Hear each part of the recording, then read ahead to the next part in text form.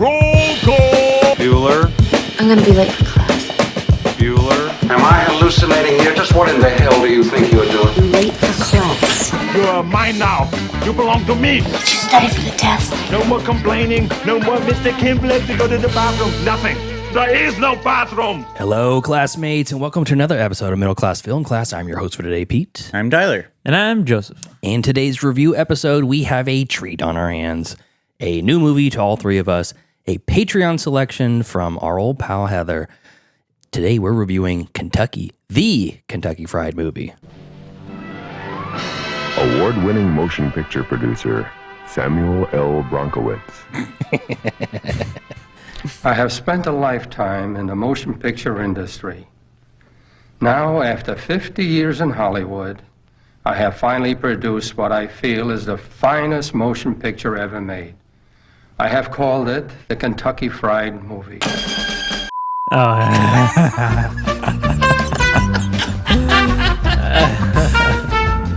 Oh, God. is that it? Oh, okay. I invite every man, woman, and child to share with me the joy and warmth of the Kentucky Fried Movie. It will knock your socks off. All right. Oh, that's it. Okay. The Kentucky Fried Movie. And for those who know the movie well, you were probably having a little panic attack waiting for the end of that scene. Yeah. We pulled the old Die Hard 3 TV edit on that one. So this movie is an early, I would say it's kind of like I don't want to call it a classic comedy, but I feel like this was like a ground floor comedy that was just, I feel like a lot of movies today are pointing towards that movie, like the Kentucky Fried Movie, as almost like a spiritual predecessor. You know, Sure. We've I'd agree with that. How far we've come since then. And this is from 1977, and this was a recommendation from listener Heather, dork of all dorks. If you've seen her in the chat, also on Twitter, and she is with us live on Zoom. Hi, Heather. How's it going? I am doing well. Hello, gentlemen. Yeah. Hello. We love Heather. More Heather, the crowd says. Never have enough Heather. Nice to meet you, Joseph. You were not on the last time the stuff. Oh, Oh, yeah. Was that? I think you missed the stuff, yeah. Oh, I guess so. I feel like I remember talking about You it. watched it and you talked about it the next week. Oh, okay. Yeah. Yeah, that was a movie. I love the stuff. I thought that was so fun. So welcome to the show again. This is your second time you've been on talking about a movie. It's your second Patreon pick. Wait a second. Where was my hello? Oh, yeah. You were Oh, there. I said hello in the break time. I'm sorry. Hello. Good to see you again. What about chopped liver? Hey, I'm still working on that T-shirt for you, and you're. I love it. I love your. hair. There's some hair in this one as well. You guys run for your money in Fistful of Yen. Absolutely. But tell us why Kentucky Fried Movie was your choice and what your history with the movie. So my history with the movie, this of course came out in 77. My parents, who take me to everything, did not take me to this. So they took me to Jaws and whatnot, but not this. But I remember when I was a little kid, I had a black and white TV in my room, and late at night I woke up to do something. My TV was still on, and I saw the Dan Aykroyd sketch where he's Julia Child who cut herself and is bleeding all over the place. And I didn't understand it, so I asked my mom about it the next morning, and she explains sketch comedy and that. So I grew up with this and Laughing and all that stuff. We'd watch all that stuff. And this was one thing I found in high school, so 83, 84, 85. And this was, I think, is the sweet spot for this, because all those commercials were actual parodies of actual commercials. You can look them up. Oh, really? Yes. Every last one of those commercials in this was a parody of an actual commercial. So you saw those on repeat, and I'd seen enough films by then to understand the film references, and the rest of it is just goofy. Yeah. So, but I do need to ask you guys a question. how do you use zinc oxide?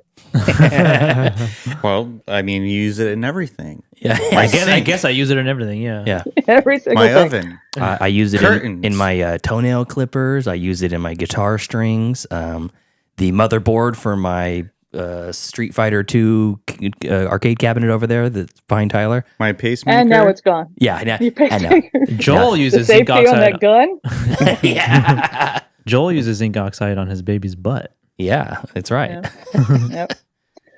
Yeah. So this is also, and you're right, Pete.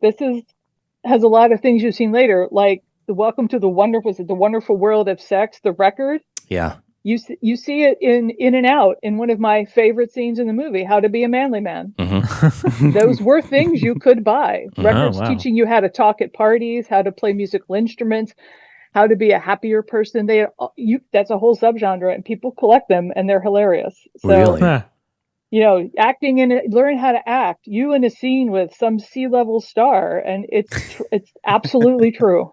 Absolutely true. I old person cultural context. Remember Secretary Charlie all the time. I really loved that the putting on the record to show him how to make love to his woman. Yeah. And what was the guy's name that burst through the door? Big Jim Slade. Big Jim Slade. Yeah. Every record comes with a Big Jim Slade. Big Jim Slade. Yeah. And that's and the capital of Nebraska is Lincoln came from, because that's the last thing the guy yells at the end of that. Of the commercial? Capital of Nebraska is in the Big Jim Slade segment. He can satisfy you, and the capital of Nebraska is Lincoln is literally the last thing he yells going out the door. I didn't get that joke. Was that a reference to something of the time? The capital. No, it's just very silly. Random. It's just dumb. Yeah, that's the problem with watching it so many years later with no context on a movie that's of the time and referencing things of the time. Is some of the stuff I didn't know, is this just a random goofy thing, which is hilarious, or is it a reference to something that I'm missing? But I think that more of the stuff was, I'd have to say I'd probably about a 50-50 split between that's actually really funny and I got a really good belly laugh out of that, to holy shit, I can't believe they're doing this. This is very offensive. Yeah. Yeah, but it's great. They kind of went after everyone as well. My favorite, actually, I have it playing in the background now, but I love mostly the film stuff. The film, like Cleopatra Schwartz, I would pay. Love that. I love that one. I love that one. That I was howling. She's burning down the burned ghetto. the ghetto to the ground. Yeah, she's lighting the menorah. She's 6. Kindling the Sabbath. She's 6 foot of black dynamite. And he's a sadistic Jew. Yeah. What She's kind in bed of Jew? next to him. I'm sorry? Sadistic. What kind of Jew? Sadistic. Oh, okay. Hadistic Jew. Okay, gotcha. Yeah. And That's a Jew. I couldn't play it. yeah. You can't play it. Your grand soundboard's off. I'm cuckolded. Yeah. I've made a cuckold of you. But we talked a little bit, you and I, Heather, on Twitter. We were having like a multi-conversation with Joe Bridges, and he had mentioned that this was something that he watched a lot when he was like 7 or 8 years old. And how old were you when this was? You were a teenager? I was a teenager, so it came out in 1977. High school for me was 1983, so maybe I'm 10 years older than him. But like I said, maybe he enjoyed it as well because he saw the commercials. Yeah. For example, the one where the guy is having sex with a woman and he realizes it's his girlfriend's mother. There's actually, I think it was Oil of Olay. It was some skincare. I'm always mistaken. I think it was a cereal. Daughter. I think it was a cereal commercial. Like it was like a mouthful of something. Yeah, that was it. I think I read some trivia on it. Like, yeah, there was a commercial. I'm often mistaken for my teenage daughter Dale. Yeah. Oh yeah. Yeah, they are all like the little skeptic frying something in Nessun is a Wesson oil commercial. Yeah. She's not frying a cat in the regular commercial. I would assume not. I was like, oh my God, she's got the whole cat in the pot. I didn't like that. I know you so well, Tyler. When I watched that, I said, oh, Tyler's not going to like that. Tyler's not going to like that. I mean, the Willer beer commercial was an actual Miller beer commercial, but it started out as an Old Spice commercial. The guy coming out was start of an Old Spice commercial, and then the Hare Krishnas came in. I mean, the Hare Krishnas were a thing. It's a Yeah. cult. Yeah. I'm sure you're aware of them. But no, that was an actual commercial. They were literally all commercials. Mm. And the appeals, you got a lot more of them then. I mean, the United Appeal for the Dead always kills me when he goes, "A rotting smell." I was like, when that thing happened, I'm like, to what end? Your child's floating in the pool. Pool. I know. And like the rotting corpse of this kid is like at the ball game like this, Yeah. and everyone's just going with it, which is fun. Yeah. I thought within like at first when I kind of was watching the 11 o'clock news segment portion and the news stuff, I was like, oh, this is like Monty Python's Flying Circus. Very much like an American version of that, same kind of sensibilities and, oh, and if you're a Gemini, watch out for danger or watch out, something unexpected is going to happen. Then she gets hit with an arrow and that Which joke. is a runner, becomes a runner Yeah. in the movie. Exactly. Comes this running gag and I appreciated that. But the first like little commercial that they do is for argon oil.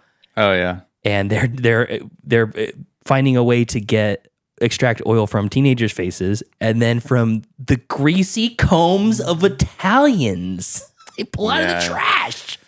I'm like, holy shit. Yeah. And then they open, I think it's a Mexican food joint for methane gas. No, it's a hot dog stand. Oh, hot dog stand. I forgot Yeah, it's a hot dog stand. yeah. Yeah. A greasy hot dog stand. We're working to keep your money. Yeah. It's the last thing he said. Those are coming back. Those kind of things used to be very common, particularly from oil and gas companies trying to let you know how great they were for the environment and how awesome they to me, they remind me of the Amazon "We're So Awesome" ads. Oh, yeah. Mm-hmm. That's a good point. Yeah. AM Today is your typical AM. It's the Today Show, and I think people can relate to it. And my favorite part of that is when the woman tosses the gerbil over her. Oh, yeah. I love that. That was good. I kind of expected her to hook it off screen or something like that, but it was so casual and nonchalant. I like that. Just like, I'm done. Yeah. Yeah, I remember the first time I realized my dad was kind of cool, because you always think your parents aren't cool. Was he waited in line when Monty Python and the Holy Grail premiered. Mm-hmm. Nice. So I had a full set of Monty Python as well. So yeah, that's also I love sketch comedy. I love things you gotta pay attention to. All kinds of things going on. This one has so many runners. Big Jim Slade, you see him a few times. Big Jim Slade. Big Jim Slade. Yeah. I love it. And my favorite, I wanted you guys really to see, because I use this reference a lot, is Feel Around. Yeah. Yeah. That was a good one. I was like, I know where this is going. I expected him to like reach down and give him a handy. And then the tag of the joke is that the next movie up is Deep Throat. Yeah. I really enjoyed. I think my favorite part really was Big Jim Slade. Loved him. He was so good. Could have used more of Big Jim. Yeah, we all could. I was just more Big Jim Slade. What about some Catholic high school girls in trouble? Oh That my was God. That was These high school girls are in trouble. Yeah, that was. They are very, very well built for high school girls. Yeah, they did not look like high schoolers. Mm-hmm. They didn't look like they were Catholic either. Well, I what I liked about that one is just the silliness that had nothing to do with it, with women sitting there with their boobs hanging out. Uh-huh. So and so redoing her classic role, and it's just some. Yeah. yeah. She's rolling on the grass. And introducing Susan, whoever, and Nancy, whatever. Susan, this is Nancy. That's the dumbest thing ever. It's dumb. I know. But By the way, the guy. I'm sorry. Go ahead. I'm sorry. Oh, No, go on, please. I was gonna say I've watched like vintage pornography before, and it's very much in that same. They're making. No. What is that? I like how they make fun of that, like, sort of cheesiness, like where it's just like it's so nonchalant, like just like three women with no shirts on. There's like, oh hey, I'm Nancy, nice to meet you. It's like It's one step down from an Andy Sedaris movie, basically. Well, this is around the time that porn was going mainstream. People went to regular theaters to see Deep Throat, just regular movie theaters to see that kind of thing. So, yeah. And if you really want that kind of foolishness, the next one after this in 1983 is Amazon Women on the Moon. Ooh. Oh. And it is amazing. And there's a post credit. Carrie Fisher's in it, like Michelle Pfeiffer's in it. There's a Stephen Gutberg's in it. Rosanna Arquette's in it. Highly recommended. The runner in that one. Let me finish. So at the end, there's another one of these like reefer madness for a girl who goes out into the big city when she shouldn't, and she falls into this wild crowd and has sex and gets an STD, but it's in the weird like 40s, 50s style. Mhm. And the wild party she goes to is women sitting around in their underwear, like putting balloons in the air. and she's like, I don't know if I can handle this. But that one has one of my favorite runners of anything, and that's Blacks with No Soul. B.B. King introduces a segment called Blacks with No Soul, and in it, David Alan Grier plays a musician who is Don No Soul Simmons. Wow, dag. And he sings love songs. It's a runner, because then there's a commercial. He sings love songs, and then he goes Don Simmons down and funky, and it's him. Jeremiah was a bullfrog, and over the credits, he's in like a ruffly Rumba shirt, and he's singing "Blame It on the Bossa Nova." It's one of the funniest things you'll ever see. Somebody has done a cut on it on YouTube. It's hilarious. And this is Amazon Women on the Moon? Correct. Okay, I'm watching that. It's not streaming anywhere. Adam, if you're listening. Yeah. I think it's probably on Internet Archives. I'm sure it is. I imagine you could probably get it there. That's great. I can't. So I have that on VHS and DVD. I have that as well. And that's interesting. I'm looking at this one. The directors accredited on Kentucky Fried Movie is just John Landis. Mm-hmm. And then, but for Amazon Women on the Moon, it's John Landis, Peter Horton, Carl Gottlieb, Joe Dante, and Robert K. Wise. Cast first person in that cast is Michelle Pfeiffer. Correct. Wow, I gotta watch this. John Travolta's in it. It's tremendous.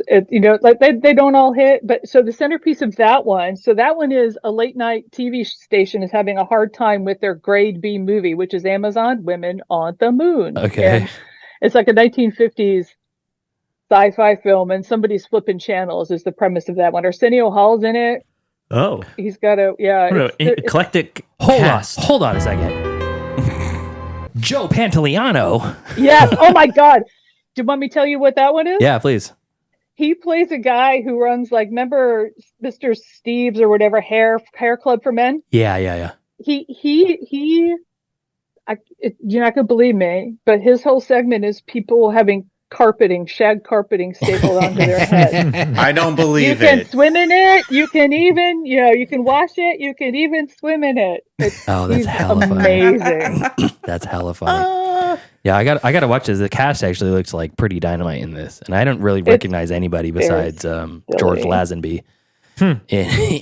Wow, but not Donald Sutherland as the clumsy waiter. Is that who that was? Yeah, that was Don Sutherland. And they say so. And Donald Sutherland. I didn't get a good look at him. Because I know I recognize Lazenby, and then some of the other people I'm like, I don't know that person. I can't recognize them. And then Donald Sutherland, I didn't get a good look at him. I must have been distracted. Or something. Well, he had cake in his face, so. Oh, okay. Well, they show him close up early. I mean, that's how I know someone's seen the movie, because this was all through high school and through college. Even now, I run into people, Big Jim Slater and starring Donald Sutherland as the clumsy waiter. And someone always turns around at a bar and points. You saw that too? Yeah. So, yeah. Big Jim Slater. All right. Laser wall. So the main set piece for this one I've always enjoyed is A Fistful of Yen.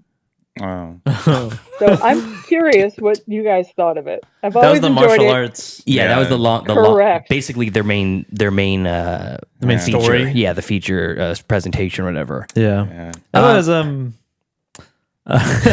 God, Joseph. I mean, it kind of reminded me of in Once Upon a Time in Hollywood, Bruce Lee. Yeah. That Bruce Lee, but like in this movie, but like just like do the accent more. Yeah. What I really liked about that segment was the dude with his hand, because you could tell it's a fake hand, like from the long shot, and then once he takes it off and puts the knife in to behead the guy, I'm like, all right, this is awesome. Oh yeah. And then later when he's in bed, yeah, he had the dildo on his. I like my favorite attachment was the electric toothbrush, and he's like with the hair dryer. Yeah, he's brushing his teeth with his hand arm. I was like, that's so dumb. They're throwing hats as training. Yeah. And I really enjoyed his what was it when he's trying to be stealthy and he's like knocking Just everything off the shelves constantly. It's just such slapstick comedy. Yeah, there's some good there, and there was also a lot that I'm like, okay, we could probably tighten this up a little bit. Yeah, it could have been tightened up. I like the ancillary stuff. Oh yeah, you want me to show you my operation? Yeah, he pulls a scar up. Listen, it's a appendix scar. I like this is the cell full of people who don't know why they're here and they care or something, and here's the people who are drunk and like they Get end up this in, man like, a drink. put him in the cell. And I give don't him a drink. Love that. Yeah, I love that foolishness. It gave me the feeling of Monty Python by way of Mel Brooks.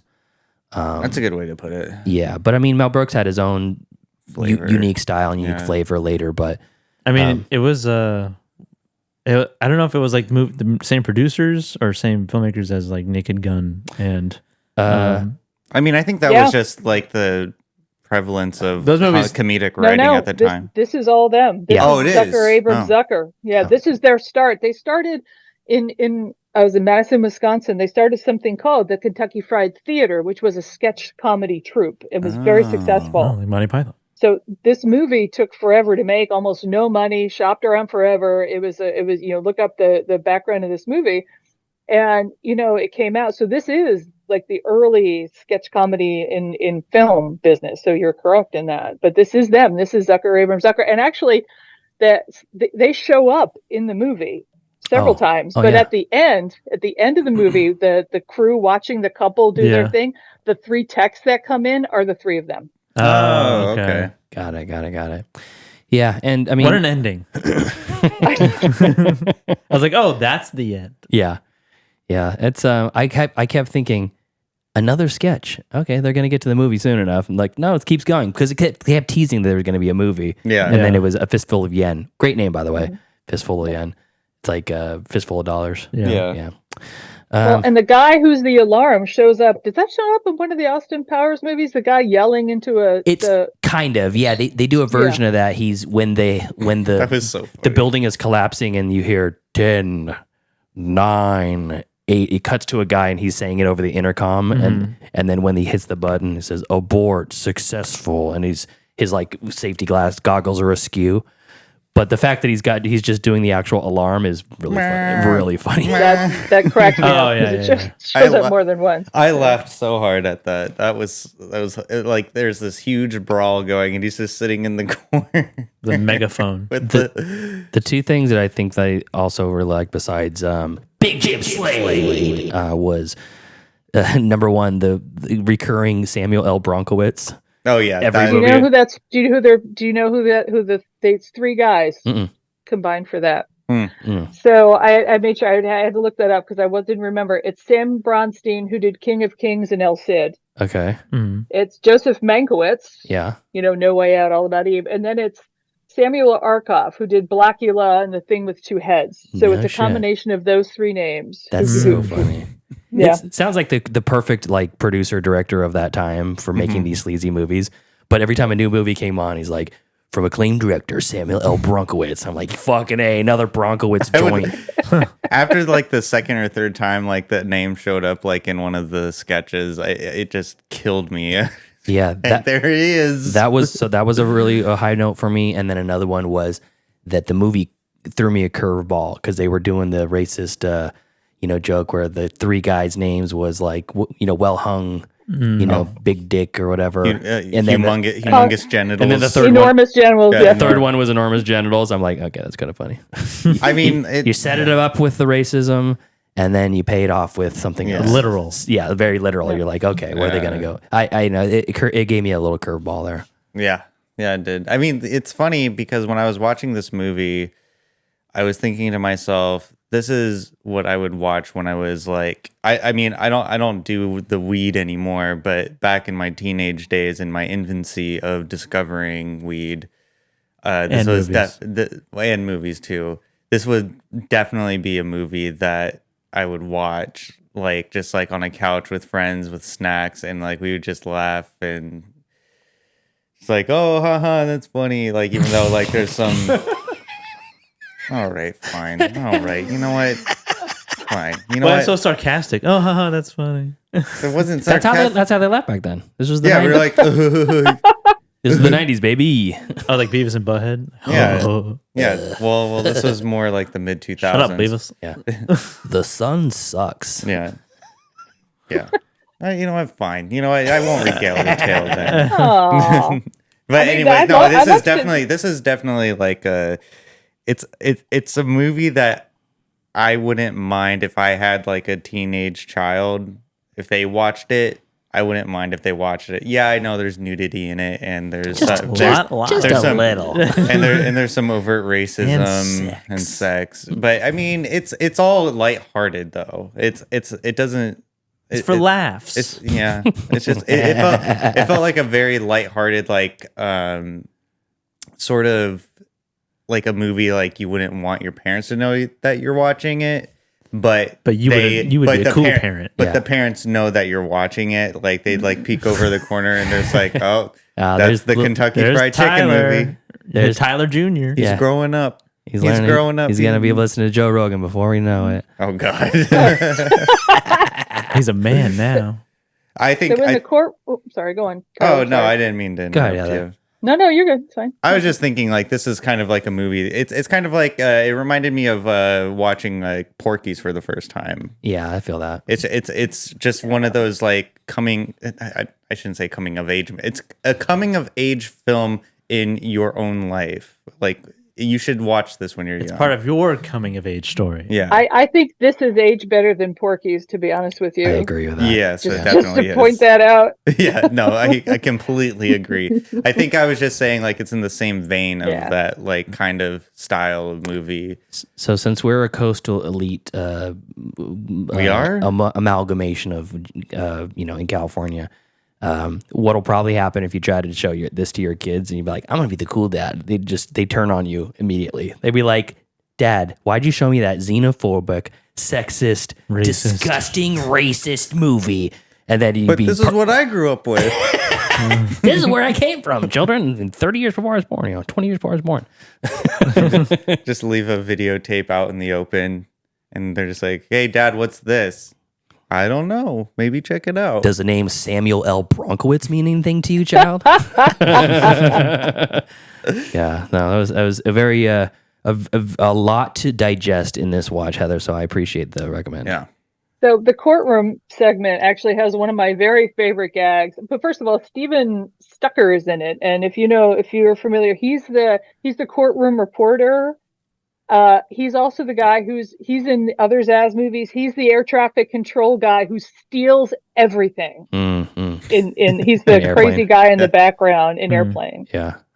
So he's in this one here.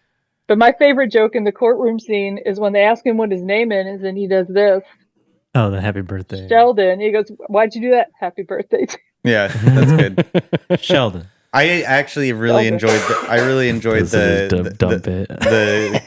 I like the bit in the court scene where the judge says, "Do you have a witness to call?" And then he takes a phone and starts dialing the number, and the witness is right there. Like it's so dumb, but like it's so well like executed. Yeah.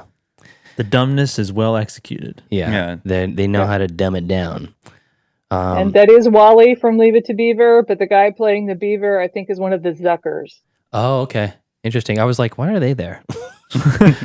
But Being silly. yeah, I like it. It's like I said, it's hard to differentiate between just non sequitur silliness or a reference to something that is just whoosh, way over my head.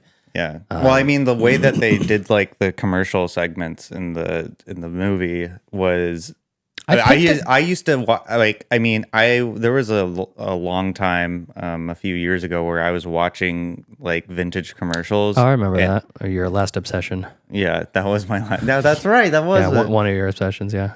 watching like vintage commercials, and so like the way they edited the commercials, it was so spot. I mean, I know the movie came out in 1977, so like that was like in the zeitgeist of like what was present in their time, but it's funny because the absurdity of those commercials like is hilarious on its own, but like when you put like a comedic spin on it, it makes it like elevates the comedy a little bit more. And I do think this is kind of after watching watching this movie, it really felt like it was like the framework for a lot of like the sketch comedy like TV shows we see today, like even to a certain extent like the Jackass series. Just like being absurd in the time that you are filming what you're filming. If that makes sense. So if I can leave you with one thing before I leave and let you gentlemen do your thing that you do so well. One of the segments that I think aged the best and is prescient today, is relevant today, is pointer count. Yeah. From the AM today. Yeah. And I'm just like, Great. gonna need to find this on YouTube and send it to everyone because she speaks for all of us. I know. She's like, I'm tired of your fucking bullshit. How about this? I mean, it How was about a you woman. sit on She's this? like, sit on this, Dan, or whatever. Yeah, it was Dan. Yeah. Yeah, that was. I hope you liked it. I mean, some of it didn't age well. I didn't think the commercials would go over well with you. I didn't know Tyler had a binge on classic commercials. It's great. But they are literally all parodies of classic commercials that you would have done. Even the board game commercial, Scot Free. You found a Patsy. You know, all the board games. It was like the Game of Life had commercials like that. Yeah, I love that. No, thank you very much. You're welcome. I wanted you to enjoy the film part, and please watch Amazon Women on the Moon. I'm going to. I'm committing to that now. So was Tyler. Yeah, Tyler said he's going to do it too. So did? in 2026, we might watch it. Otherwise, I was going to send you all of his savings. Yeah, I 1375. Oh, come on. No, you're racking up the bills now since you're living off of the government teat. Yeah. The minor manor. Let's keep this up. All right, let's move on. Heather, I really That's not a appreciate good name for a manor. Minor manor. You're right. The legally of age manor. The barely legal manor. All right, that's all right. She looked 22, man. She looked 22, man. I mean, what? No, Heather, you've been a staunch supporter of the show. You share our stuff. You're always supporting. You're here. You've been a cool ass yard duty for the longest time, and you're just a good friend. So I appreciate this recommendation and coming on the show. We thank you. appreciate My pleasure. you. Yeah. Oh, thank you. Yeah, That's delightful. Tyler especially. Yeah, I love that especially. We'll love your show. We'll get a coffee sometime. Absolutely. I'll come out there. Don't make me come out there. Yeah. Next time we're on the Chesapeake Bay, Yeah. we're gonna eat crab cakes with you. Curly the movie cat decided to come and do that. Kitty cameo. Anyway, yes. And I could have given you recommendations, Joseph, for cool things in New York that you would have enjoyed, but well, next time. next time. Well, I'll take you up on that when I make it to New York, because I will make it there one day. If I can All make right. One it day. there, I can make it anywhere, or whatever that song goes. I think pleasure, that's Jay-Z, gentlemen. right? Yeah. Hey, enjoy your dinner. I know you got something fun going on, so enjoy that. We're gonna keep Jack John about this movie. Can't wait to hear. Like I said, it's just dumb fun. So between this and this stuff, it's either this and the stuff or like the zone of interest. These are like the two. There's nothing in spectrums. between. Yeah. There's nothing in between. Love it. All right. All right, we'll talk to you gentlemen. soon. Bye, Heather. Bye. What a delight! I love having Heather on. Like the knowledge. Yeah, Yeah. yeah, Definitely. And I can almost guarantee it, but that by whenever I bring up an older movie, and she's like, "Oh, I love that one." I'm like, "You got that on VHS, don't you?" Like I do actually right here. You do. You do. It's right You here. wascally wabbit. You know, it's interesting. After watching this movie, though, I was afraid that, not after, but during the movie, because we all went into it blind. I had no idea this was going to be like a sketch comedy movie. Me neither. And so when I realized it was going to be a sketch comedy movie, I was kind of like shaking in my boots a little bit because I was thinking, well, how can we talk about I was terrified. I was Shitting thinking my pants. yeah, that's exactly what I was doing. Oh, you don't need a movie to do that. You know, it's one of my favorite questions to bring Snap. up. Bring up at parties is, when was the last time you as an adult pissed your pants? As an adult, Yeah. never. No, you've never pissed your pants before? As an adult, As an adult? No. no. As a child, yes. Oh. So usually, Many times. I mean, the surprising thing is more people have shit their pants as adults than pissed their pants. I've done both. What qualifies as shitting your pants?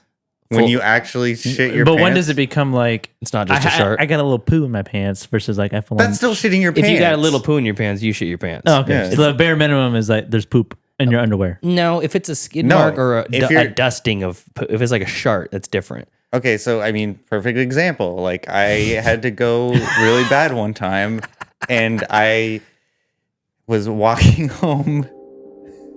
I don't have my. Did you feel naked with that? I know. It's fine. You know, this has nothing to do with the movie anyway. I was so I'm walking just- home and I pooped my pants. I was walking home and like it was, yeah.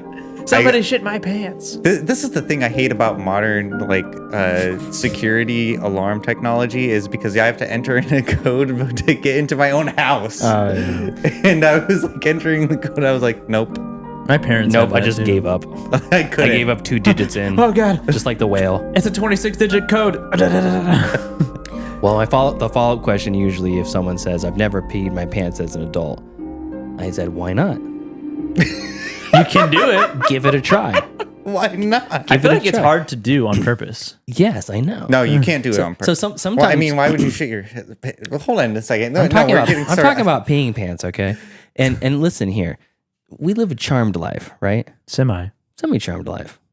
Like, do, do, do, do, do, do. Yeah, exactly. And it's I have an air conditioner for the summer. I have a heater for the winter. I got the clothes I want to wear. I got food in my cabinet. I got a car that takes me to work. I have lived a more or less a charmed life. 2 big bags of Fritos. Yeah, exactly. Yeah. I am lousy with Fritos scoops, I'm telling you. Right? So at what point in life do you choose to do something that is not good for you? Like watch the Kentucky Fried Movie. No, like piss your pants. Oh, something that's not. I Yeah. mean, that's not bad for you. Sure, it's not like long-term damage, but it's like we all avoid trying to piss your pants as a regular day, like every day. One of the inherent goals that we don't consciously think about If is you really have to go to the bathroom, it's like, God, I want to go to the bathroom in my pants. yeah, I think that too. So like at what point do you just go, Fuck it. I'm going to go in the backyard. I'm going to piss my pants. You're gonna piss your pants in the backyard? Yeah, don't do it in the house. What are you, a monster? What are you, a savage? I mean, Do it in the shower.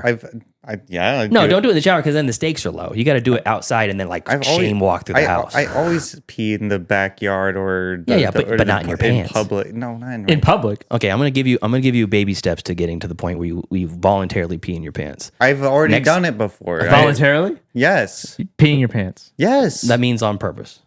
Oh, well, okay. That's what we meant. That's the word voluntary means on purpose. Okay, You went out of your way to do it. Okay, this is getting absurd. So here's your baby steps, all right? No. This is more for Joseph. Can than we you, Tyler. please get back to the movie? Tyler, you're out of this conversation. You've All already right, fine. done both of them. You checked both those boxes. fine. So if you ever want to work your way up to pissing your pants on purpose as an adult, next time the morning dew has taken over the front yard, the front lawn, walk outside in your socks. Wet socks. And walk into the lawn and just walk around. Let it squish between your toes.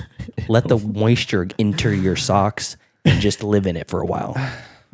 That will give you the motivation. It's just like baby steps into that. Oh, and then you're okay, like, I don't like this. But something We're about getting it off is- track here, But Pete. something about this is Oh, tantalizing. so this is like me challenging myself. Yeah, it's like running a Tough Mudder, except for with piss. Yeah. You think Tough piss. You think you Tough can't pisser. Yeah, you think you can't do this. And you're like, I can't do that. I can't run that far. I can't do the ice bath Is walk. this go- is I this can't gonna- do, like, I can't run through the the wires. electroshock wires. And then you do it and you're like, I feel Is this- I'm better for it. Okay, so are we going to segue back? How does this relate to the movie? Oh, we'll get there. Yeah. I really just wanted to talk about piss for a little. Okay. All right, fine. So as I was saying Well, I can't wait to before- get here the rest of the steps. Yeah. As I was saying So before. it's just step 1. I'll get you to step 2. Okay. Pissing your pants Okay. should be an Olympic sport. Because you can't. It's hard. It sounds like it's actually hard. It isn't. It really isn't. On purpose. I would know. Yes, I've done it on purpose before. You just said no, you didn't. Yes, I have. I just thought of a time that I did. I just thought I wanted to. Okay. Anyways. Say what you need to say. No one's stopping you. No one. I No know. one's stopping you. It just. I'm. My mind is spinning right now, like with this conversation. I'm trying to. Okay, so my point that I was trying to make when watching this movie was, one, I didn't know it was going to be a sketch comedy movie. Two, I thought there was going to be like a coherent a coherent plot to the story. Now I know that they kind of went to the Fistful of Yen story, which I'm sorry, Heather, that was so hard to watch. Like, yeah, there was some funny parts, but I found myself almost wanting to turn the movie off. At Fistful of Yen? Yeah. Oh, I was not having it. I would have rather had it be like the news sketches and the movie trailers. That was those were the best parts of the movie. The Fistful of Yen was very groan worthy and like cringy. Yeah. Me and Dan are like, but how is that worse than Kung Pao Enter the Fist? Well, it's a white guy. Yeah. He's not doing an Asian accent. Yeah, he's not. So that an Asian racist. guy can't do an Asian accent? No, it's What the hell is this now? What kind of America? We've gone full circle. It's a caricature. You can't even pay a loving homage to your culture. Look, I mean, it came out in 1977, so you have all of those like martial art movies where like they're doing like the over exaggeration. It's like low hanging fruit. Yeah. That's exactly. I think the whole movie's low hanging fruit, to be fair. Well, I mean, in some ways, I think Heather appreciates this movie a lot more than we do, probably because she has a lot more history with it, and also she seems to know a lot more about what the movie is referencing, and can find the humor in it more. Because I never heard of this movie until this week. Yeah, and I heard of it, but like I didn't know. I just heard of it. I don't think it hits me as well because I'm like of a completely different generation. I don't think it'll hit any of us well if you hadn't seen it back then. If you have like time sensitive references and like culture of the day sensitive references it's like it's a movie my dad would love. Maybe I don't know if he would love it, but he would find it funny. Imagine they made a parody movie today that referenced all like the commercials that we have, like Spotify chime-ins, and shitty. Stamps.com and like or like the new thing on Spotify right now, the DJX. Oh yeah. Hey Tyler, this is DJX. I hope you're having a good day. Like you could probably make something funny with that. But imagine that 50 years later. Yeah. And people and you're watching a movie that references commercials that are 50 years old. Yeah. Like if the comedy itself is inherently funny, which I think a lot of it was, there were some chuckles. I mean, the zinc oxide one that had me dying. That was pretty funny. And then the what was it called? Oh man, I can't believe it was the black woman and the Jewish guy. Oh, Cleopatra Schwartz. Yeah, Cleopatra Schwartz. Yeah, Cleopatra Schwartz. That was brilliant. I was dying. Like she's like with the machine gun mowing down a bunch of bad guys, and he's in there in his professional garb, his professional Jewish garb, and he's holding like the bullets like going into the machine gun. It was so funny. There's a Nitex PM commercial where the woman's trying to wake up the guy who's basically unconscious. It's a pain reliever, like NyQuil type thing. Yeah. The voiceover is like, you're gonna wake up feeling the best you ever did. Have you ever had slept before? High Adventure is the one with the boom mic that keeps coming into camera. Oh yeah, that was I could see it. I can see how that could be funny to an older generation. I thought it was funny. That was all right. I think here's my big takeaway from it is that just like when you watch, I rewatched Robin Hood Men in Tights, talked about it a while ago. It did not age well for me. Mm-hmm. I think that what that generation of comedy lacked was knowing when to cut the joke. Right. Like it was almost, they just keep going. It was almost like they would pause for laughs too much. Mm-hmm. And it's like maybe in like 1977, people are rolling in the fucking aisles about shit. Imagine someone in the theater just belly laughing. It's in this movie. Just oh my god! I guarantee it. I guarantee it was happening. I guarantee crying, tears streaming because we're so spoiled. There's so much good comedy out right now. Yeah, I mean, and not even right now, but just like in the last 20 years. The Hangover 3. So funny. Right, dude. I think about the monkey. I think what it is that we have more accessibility to good comedy than it was back in the Accessibility? Yeah. Well, it just didn't exist back then. No, What didn't it probably did, but like you have to think like back in the 70s. Comedy didn't exist? No, like this top tier comedy. We have the internet now. Like we have the internet. What about The Jerk? That was in the 70s. Let's see. Was it in the 70s? I thought I'm pretty sure it was late 70s, yeah. 79. Caddyshack. I'm not. Caddyshack's not funny. Caddyshack is 82. Oh, I like Caddyshack. It's fine enough. I would say it's funnier, perhaps. But again, when after all I'm saying is that like I feel like comedy is a honed skill. Yeah. And just like when you see like 10 years ago, people were doing snowboard tricks and it was like a 360 was a big deal. 540 was killer. Now like kids are doing 1080s. I know when 900s. Tony Hawk did the 960 or no, whatever. 900. It was the 900. Yeah, he did the 900. And where were you when he did the and 900? now 6-year-olds are doing 900s. Yeah. You know? So it's like once you realize what you can do and what the art form can accomplish and like how the timing works and how basically how to play on the different emotions and senses from the audience or whatever, it's like you get objectively, maybe not objectively, subjectively better comedy. Yeah. I mean, interesting that you bring that up. I think about Tim and Eric Awesome Show and how I think You Should Leave did that absurd comedy better. I feel like Tim Robinson took that kind of absurd comedy that Tim and Eric did back in the mid 2000s and made it more elevated. And so I think accessible, not less weird and polished. Yeah, definitely more polished. And so I get what you're yelling. saying. So I get what you're saying with your point is that everyone is always they're just making it better and better and better. Better. Yeah. And it's like so if you think of like comedies back in like the 1950s and 1960s, it'd be something like Get Hot or like The Apartment and Young Frankenstein later. It's like all this stuff is funny, but there's better. But it doesn't hit quite the same. You know, it's a different type of funny. Yeah. So it's not as funny as the first time you watch it. I mean, this movie definitely shows your age. Like if you find whatever is funny in this movie, like is that an insult? No, it's not it's not an insult. It's just it's more like I remember. Okay, so here's like an anecdote. What? Anecdote? What? You know what? I'm not.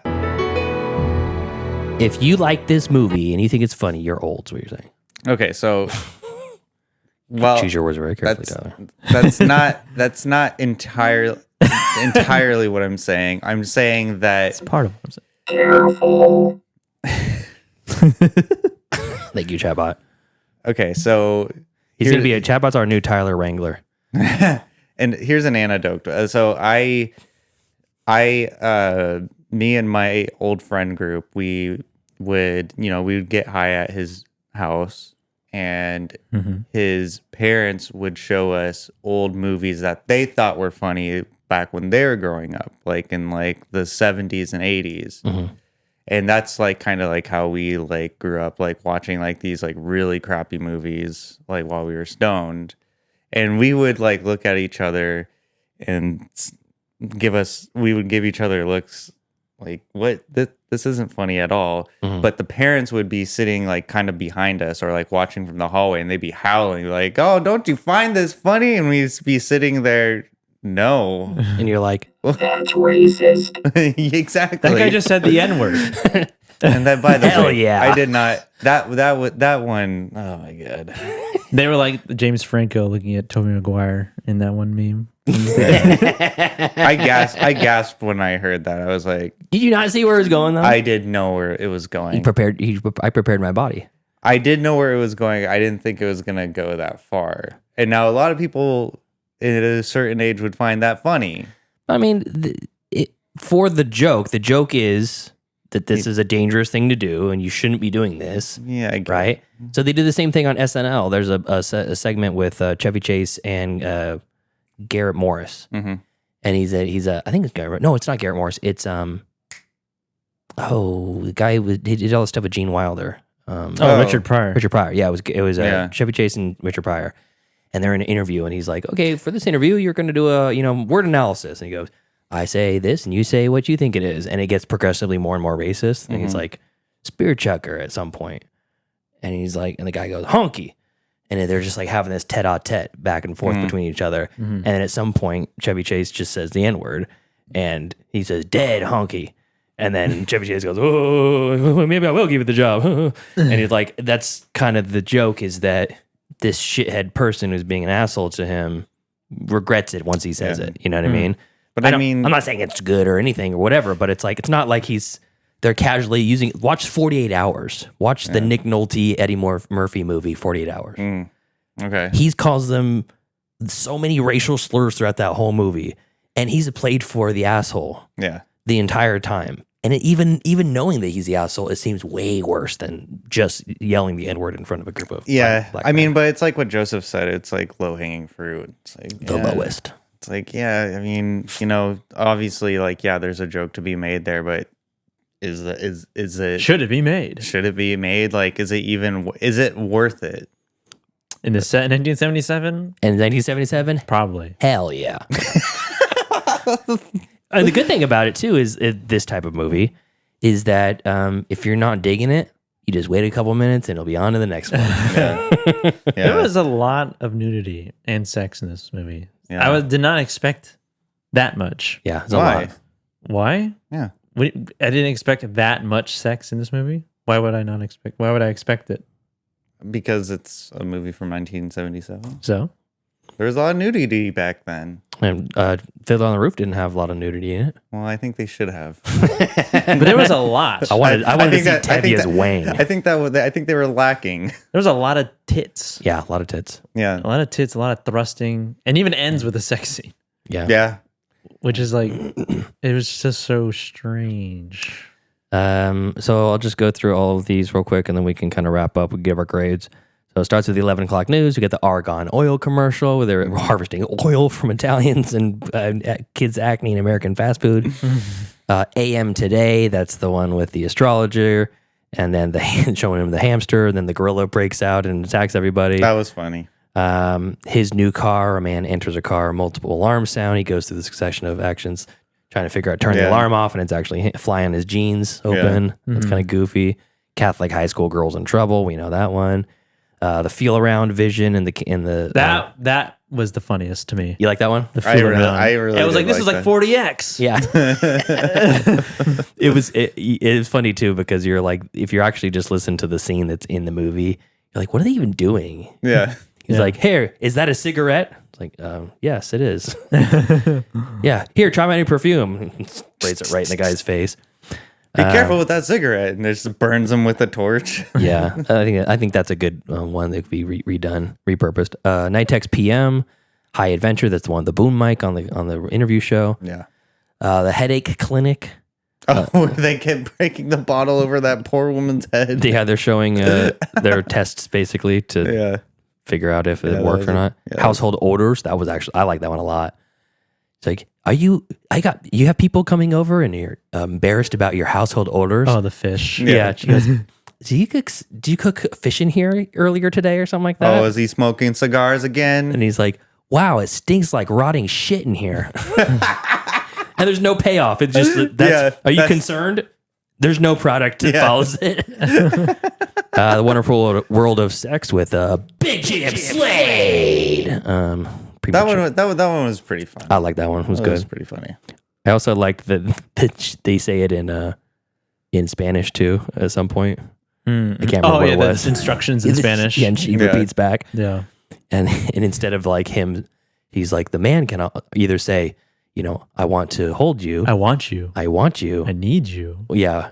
And then whatever, A, I want you. B, I need you. Or C, I want to make sweet love to you. Yeah. Pick one now. And he goes, B. Stupid. B. Yeah, Willer Beer. I feel like I've seen that commercial before. Scott Free, that's the board game about getting away with murder. That's Armageddon. It's a parody of a then common disaster genre with Donald Sutherland as the clumsy waiter and George Lazenby. United Appeal for the Dead. The courtroom scene was pretty funny. A lot of good verbal gags in that, like play on words. Yeah. The Nessun Oil 14-second commercial. Cleopatra Schwartz, by far my favorite of all. She's 6 foot of black dynamite. He's a sadistic Jew. A sadistic Jew. A sadistic Jew. Hasidic. Oh, Hasidic. There you go. Zinc Oxide NU, Danger Seekers, and Eyewitness News, which is a couple stops watching TV to have sex, and the newscasters watch them. Mm-hmm. And that's it. And then the end of the movie. Yep. So, time for grades. Tyler, give us a grade. And be very careful. I will give this a B+. B+? Wow. Impressive. Yeah. I mean, it's interesting. After discussing it, because my original grade was going to be a C-, but after discussing it, I have a little bit more new appreciation for what it is. So yeah, B+. B+. I think I don't know if I would watch this again on my own accord, but I would show this to someone. Okay, got it. And they probably think I was a creep, but all right, Joseph, what do you give Kentucky Fried, the Kentucky Fried Movie? After talking to Heather about it, hearing her insight on how it's like all this is like parodied on real things, a little bit more appreciation for it. I thought it was just like we're just making stuff up, random ass shit. Yeah. I'd probably give it a B-. B-? All right, cool. And I don't think I would ever show this to anybody. You're not gonna get any Kentucky Fried Inc. art. No, I wouldn't show anybody this movie that is below the age of 71. What? Hey, Grandma, you want to watch this movie? Grandma, I remember this. Exactly. Cleopatra Schwartz. Yeah. All right, cool. So I'm gonna give this. You said I said B+. B+, and B-. you're a B-. Yeah, I think I'm on a B- this one as well. I think that when you read classic movies or read classic books, that are about tough conversations or tough situations and stuff. There might be language you don't like in there, but it's history. 1977. This was the shit that was out there in 1977. So just like there's some words in here. I'm gonna say it. You don't have to say it. Yeah. And to be fair, to be frank, like I think that's important. I saw a just listen to our Idiocracy episode. Yes. Yes. Don't. Absolutely. I saw a picture online yesterday that was a Kurt Cobain exhibit. And they were talking about the 27 Club, and they had this whole little write-up about something. Who had like his sweater or guitar or something right there, and the little placard. And it said, blah, blah, blah, blah, blah, this happened. And at the age of 27, he unalived himself. Oh, the word unalived. Unalive. On the fucking placard in this fucking museum. Oh, that's not cool, man. That's like TikTok talk. Yes. Yeah. It's TikTok talk. It's trying to get around terms of service to be demonetized in a fucking museum. I know, of all places. If you can't say suicide or killed himself in a museum dedicated to a guy who killed himself. Took his own life. Yeah, exactly. You could say that. Took his own life, yeah. You could say he ended his life on it. He shot himself in the fucking mouth. You could say that too. His brains went everywhere. Yeah. I think he would probably prefer that. Yeah. So it's like when you're reading Tuck Everlasting or, Huckleberry Finn or something like that, and they drop the N-word, it's like, in that context, it is appropriate to say that and read that. I bleep myself in my head when I... Oh, that's so funny. But again, it's like you do have the choice if you're reading it out loud. But in school, the whole point is to educate. If you're singing it a rap song in the car and the N-word is popping up, maybe don't say that part. I know. I just substitute friend for every N-word in a rap song. My friends in Paris. Yeah. If you don't know, now you know, friends. Yeah, and it's like. But I feel like if you're looking at it from a historical perspective, and this really is like one of the earliest comedies of this style of comedy, and it just really birthed so much from it. It's like I gotta give some reverence to that, and I can't give it too much shit about it. Yeah. So for that, I give it a B- as well. Sweet. Thank you, Heather, for that. That Thank was you. very, very fun to talk about and very, very fun to have you on the show. I guess I wasn't here for this stuff. Was she on the show? She called in no video. Yeah. We called no video. I think I was here. Are you sure? Where was I? Where would I have been? I don't know. I watched the movie. Yeah. Sometimes when you're gone for a week. I'm pretty sure I was here. Because now that you say it was a phone call, I'm pretty sure that I was Let's see here. Let's look here. No, we don't have to look. Let's get to the wheel because I want this to land on my pick. Okay, hold But that doesn't mean, just the faster you get to it doesn't change the outcome. Yeah, looks like it was this dab stream, and you were not on it. It was just Tyler and me. Oh, it's my birthday. That's why. Oh, okay. You're right. Okay, so Look at this guy fucking celebrates his birthday. yeah. Anyways. Also, it's my birthday month, so you guys gotta be nice to me. Okay. All right. I'll cook you a snack after this. How about that? Cook a snack. Yeah, I'll cook a snack. You learn how to make Ritz. Yeah. Homemade Ritz.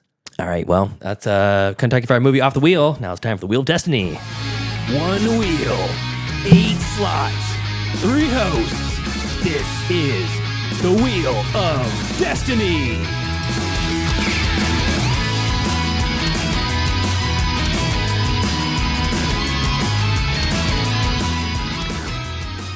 I like the energy that you had, Joseph, like that. Where you're like, where would I be? Where would I even go? Oh, it's my birthday. Never mind. I took the day off work too.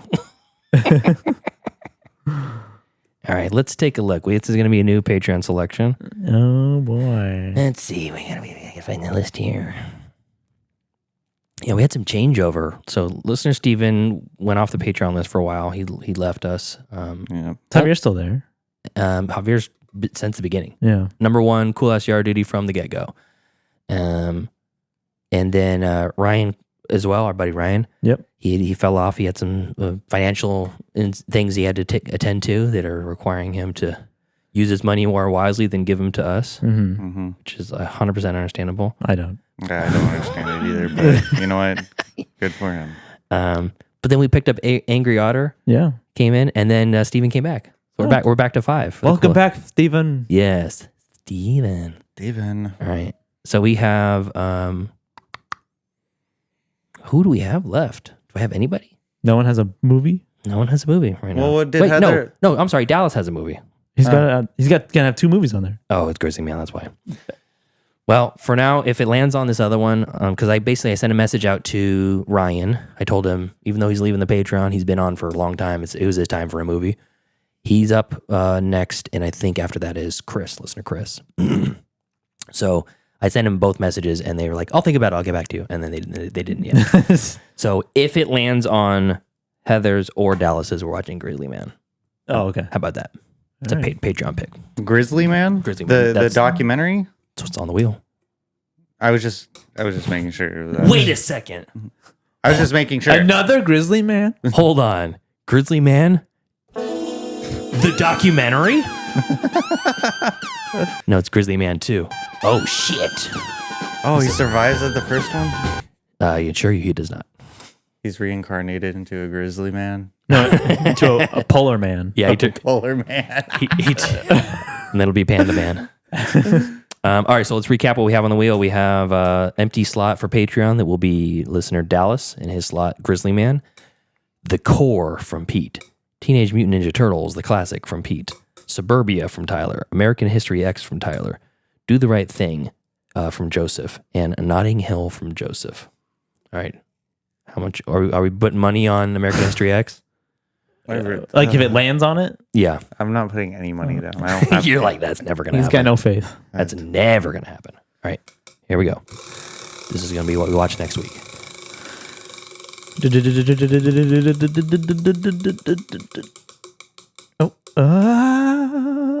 Suburbia. I fucking finally. It's Tyler's pick. Not American History, but Suburbia. Suburbia. Yeah. All Classic movie from my teenagehood. All right, cool. Yeah. Bunch of punk rock orphans living in an abandoned house, going through the trials and tribulations that we call life. All right, let's look it up here, see where it's streaming. I believe it. Last time I checked, I think it was on Prime. Just give me 2 seconds and you will know. 1, 2. Tubi, Canopy, and Plex. Oh, okay. You thought you were slick with that, huh? you thought you got me. Directed by Penelope Spheris. Oh, really? Spheris. She's the one who did Wayne's World. Oh, yeah. Yeah. Cool. Yeah. Wait a second. No. Yeah, she did. 1970. Wait, 19. It's 1983. Okay, I was looking at 1997 Suburbia, directed by Richard Linklater. No, it's the 83 version. Suburbia. She did The Little Rascals, The Beverly Hillbillies. Wow. I haven't seen this movie in well over a decade, so I don't know how it holds up, but I do remember liking it when I did watch it for the first time. Black Sheep. 1984? 3. Yeah, it's 83. I don't have an 83. I have an 84. Well, directed by Penelope Spheris. Yeah, Penelope Spheris. 1983. Says 84 is on Just Watch. Same movie. IMDb. It's 83. And it is on Prime and Peacock. Also, Vudu, Roku, Fandor, Pluto, Fright Night, Shout, Fright Night. The fuck is MP and Peacock. NP? MP. Somehow. Midnight Pulp. Ew. Okay, yeah, this is interesting. Ew, brother, ew. All right, yeah, this is interesting. I didn't think about this. 6.9 on IMDb. Nice. Hour and 34 minutes. Cool. Excited, Tyler? Finally. You excited? Yes, I am. Are you bummed out it's not American History X? Kind of. You bummed out you can't You watch. can make both those slots American History X. No, Yeah, I'm not you going can. to do that. I'm not going to do that. Why not? No. You should. No, because that doesn't make any sense. No. Yes, it does. No, it doesn't. No. Sure it does. But Suburbia, I'm super stoked to talk about because I've been wanting to watch it for a while and I wanted to do it for the show. Cool. Awesome. Anything else you guys wanted to bring up? No. Okay. Joe Bridges in the chat says, Spheris also did The Decline of Western Civilization, parts 1 through 3, amazing documentaries. Yeah. And then Frogger in the chat, who is somebody that we know changed his name? has been in the chat before. I don't know who, but they changed Angry Frogger. Frogger. He says, have you guys seen or heard of If You Don't Stop, You'll Go Blind? It's a similar 70s style Kentucky Fried Movie, almost all sex jokes. No. If you don't stop, you'll go blind. Never heard of it before. It's about Jaying off. Yeah, it's a J-O. Huh? The old J. It's a J job. All right. JJ. God damn it. Let's wrap this up. All right. What's the difference between a JJ and a HJ? You do it yourself, I guess. A Joe job? Yeah. A Joe job and a hand job? Give myself a hand job. We should all be so lucky to get a Joe job once in our life. Yeah. All right, so thank you to our cool ass yard dudes over on Patreon. That's Javier, Heather Sachs, Angry Otter, and Chris, and listener Steven. I gotta double check that and see if there's 5. I gotta make sure.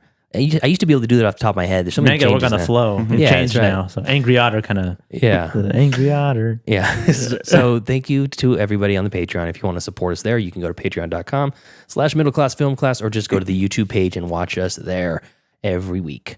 Until next time. Thank you for joining us as we watch and review Kentucky Fried Movie. Thank you for Heather for being on the show. She's always a delight. Always brings the goods. Yeah.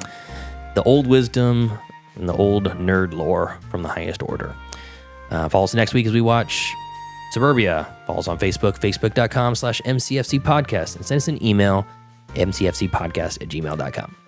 And follow us on Instagram at Middle Class Film Class and leave us a voicemail, why don't you? 209-730-6010.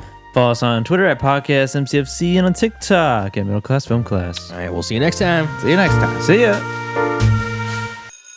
Class dismissed. I gotta get out of here. The bell doesn't dismiss you. I dismiss you. You're free to go. See you next week. See you later. See you later. That's a wrap. Great show.